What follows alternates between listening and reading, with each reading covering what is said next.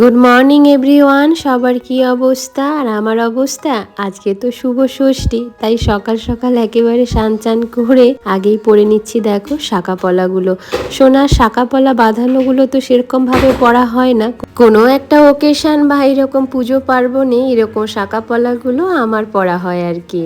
সত্যি বিবাহিত মেয়েদের শাঁখা পলা পরার পরে হাতটা যেন একেবারেই অন্যরকম হয়ে যায়। আর আমার তো সেরকম ভাবে সোনার শাঁখা পলা বাঁধানোগুলো পরা হয় না, সেই কারণে না বেশ দুঃখও হয়।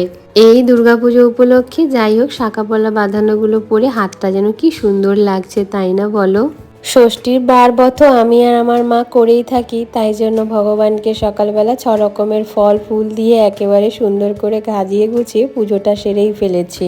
বাড়িতে পড়ে থাকা যেটুকু কাজকর্ম পড়ে থাকে সাজানো গোছানো সেটাই করতে চলে এসেছি। আজকে ভাবলাম নতুন টেবিল ম্যাটটা পাতবো, তার সাথে আরো কিছু ডেকোরেশন করার ইচ্ছে আছে, অনেক কিছুই চেঞ্জ করার ইচ্ছে আছে। দেখা যাক কতটা করতে পারি, কারণ এরপরে রান্নাঘরে চলে যাব, ওখানে গিয়ে আবার লুচি ভাজতে হবে, তার সাথে আরো অনেক কিছু থাকবে। তোমাদের সাথে আস্তে আস্তে সবটাই শেয়ার করব।